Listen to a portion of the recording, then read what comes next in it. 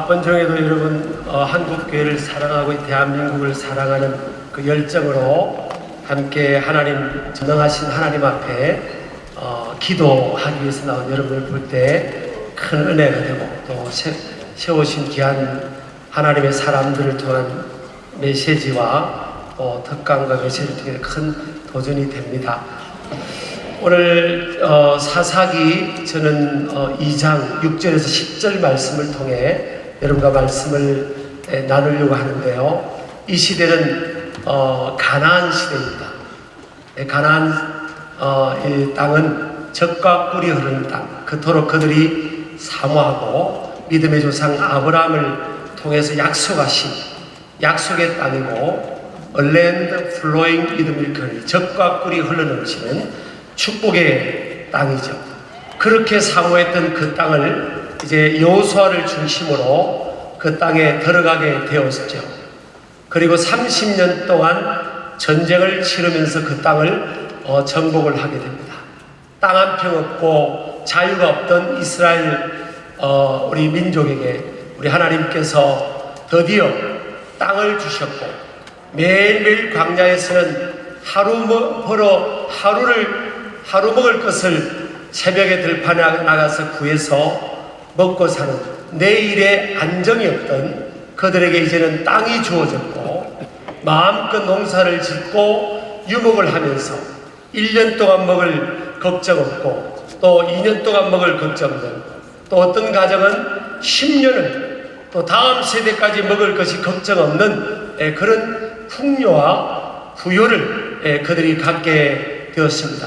이것은 전적인 하나님의 은혜의 역사고 또 축복의 역사이죠.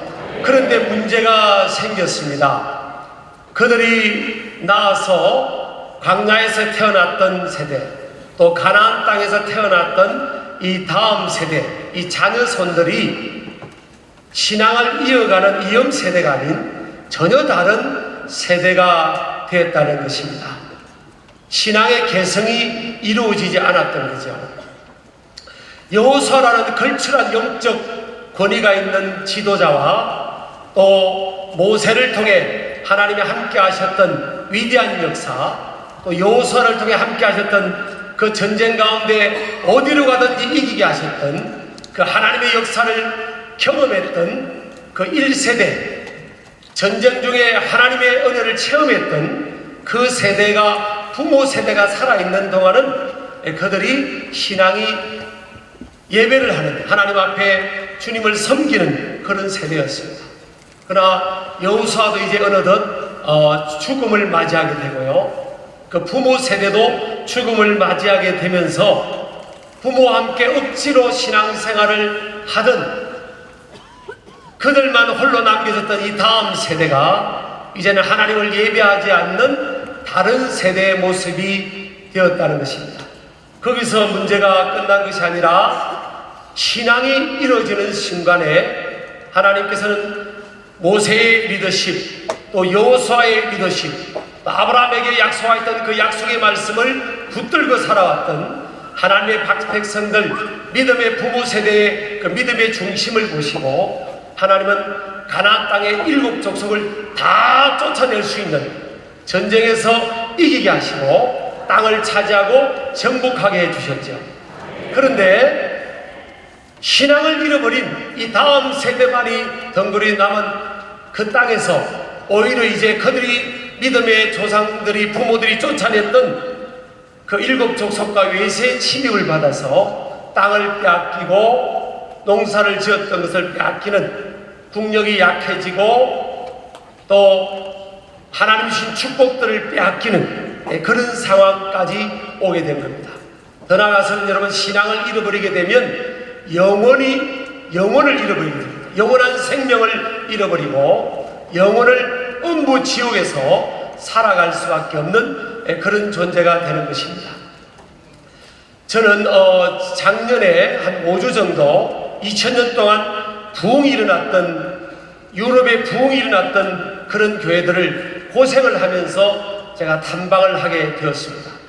심지어는 지금으로부터 정확하게 120년 전에 18개월 동안 10만 명을 전도했던 그 웨일즈의 부흥을 일으켰던 모리아 교회를 제가 가게 됐습니다. 두근거리는 가슴을 안고 120년이 정확하게 지난 그 교회의 모습이 어떨까? 너무나 많은 사람들이 전도되어서 그 교회에 그 당시에 들어왔기 때문에 도저히 예배당에 안에 들어올 수가 없어서 1시간 예배가 끝날 때까지 수많은 행렬이 줄을 서서 기다리고 예배했던 그 교회를 현재 그 교회의 모습을 보고 싶어서 두근거리는 가슴을 안고 그 교회를 갔습니다. 저희들 가이드해주고 안내해주던 그 교회 영국 여성 신자 분의 가이드를 받게 되고 설명을 받게 되는데요. 제가 이제 여쭤봤습니다. 지금 이 교회에 신자가 몇 명이 남아있냐고 했더니 7명밖에 없다는 거예요.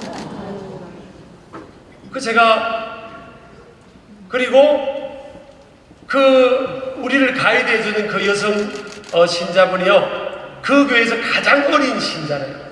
근데 그분의 나이가 70대 후반이었습니다.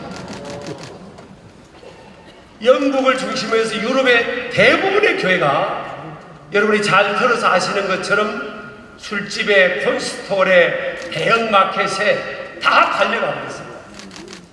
세계적인 이 붐을 일으켰던 에딘버러의 존 낙스가 목했던 교회가 또 텅텅 비어 있더라고요. 여러분, 이 가나안 시대 때 이 여호수아를 중심으로 이 부모 세대가 30년 동안 전쟁을 치릅니다. 그들의 전쟁의 목적은 뭐예요? 우리가 고생을 해서라도 이 자녀들에게는 고생을 시키지 않아야 됩니다. 안정된 유산과 안정된 기업을 남겨줘야 됩니다. 우리가 비록 전쟁에서 목숨을 걸고 싸우고 어떤 경우는 전쟁 중에 목숨을 잃는 한일이 있더라도 우리는 자녀들을 위해서 희생하는 것이 우리의 삶의 가장 우선순위의 가치다. 그렇게 생각하고 그들이 땅을 차지하기 위해서 목숨 걸고 전쟁을 치렀죠. 근데 이 다음 세대가 다른 세대가 된 이유가 저는 전쟁 때문이라고 생각합니다. 땅을 차지하기 위한 이 전쟁으로 인해서 다음 세대 이 신앙교육, 다음 세대 하나님의 위대한 역사를 가르치는 상황, 환경, 그 하나님의 말씀을 전해주는 이 교육, 이런 것에 대해서 우선순위가 되지 못한 거죠. 우리가 좋은 땅을 주고 좋은 집을 주고 먹고 살 수 있는 것들을 준비해주면 이들이 하나님을 더 잘 믿고 더 경외하면서 안정된 신앙생활을 할 것이라고 생각했는데 그것은 그들의 착각이었습니다. 설마 어찌 되겠지 하고 생각했는데요. 그 부모 세대가 다 떠나가고 난 후에 이들은 전혀 다른 세대, 하나님을 전혀 예배하지 않는 다른 세대가 되었습니다. 2021년도에 우리 통계청의 통계를 보면 50대 이상은 22%에서 그 이상으로 우리 크리스찬, 우리 국민들 중에 크리스찬들이 나오고요. 다음 세대, 청년과 청소년 어린이들은 통계로 한 18% 이상이 잡혀요. 근데 막상 교회 다니는 다음 세대를 따져보면 3.8%입니다. 18% 통계가 나오는데 왜 3.8%일까? 이런 통계청에 집에 가서 이제 각 가정을 가까워 방문해서 조사를 하잖아요. 그럼 어른들만 남아있잖아요. 이 집에 종교가 뭡니까? 그러면 우리 기독교입니다. 그러시다. 자녀들은 뭡니까? 그러면 부모가 기독교입니다. 자녀들도 기독교에 거의 쳐요. 다 기독교인이고 하나님 믿는 사람인 줄 알았는데 막상 보면요, 이 다음 세대가 교회를 안 가요. 30명 가까운 그 한 반에 제가 우리 교회 아이들 물어보면 너희 반에서 교회 단례가 몇 명이냐고 물어보면 자기밖에 없대요. 한 명에서 2명밖에 안 돼요. 여러분, 믿는 믿음의 부모 세대 자녀들만 신앙이 잘 이어만 쳐도 20% 이상은 기독교 인구를 유지하는 거예요. 물론 저출산이기 때문에 조금 더 줄기는 하겠지만 그런 정도가 될 수 있잖아요. 그런데 이게 안 이어지고 있다는 거죠. 여러 가지가 이유가 있겠죠. 풍요와 또 안정된 기반을 물려주면 신앙생활을 더 잘하고 저절로 이어질 것 같지만 그게 아니라는 거죠. 이스라엘 민족의 역사도 그렇고요, 유럽의 역사도 그렇고, 이제 우리 대한민국의 상황도 그것을 인정할 수밖에 없는 모습이 되었지 않습니까? 그래서 여러분, 가장 우선순위가 뭐냐? 신앙입니다. 신앙. 너희는 먼저 그의 나라와 의를 구하라. 그리하면 이 모든 것을 너희에게 더해주시라. 지금처럼 우리 청년 세대들, 청소년들, 어린이들에게 제가 설교할 때 그럽니다. 우리가 지금 너희들이 잘해서 지금 대한민국이 이만큼 사는 것이 아니다.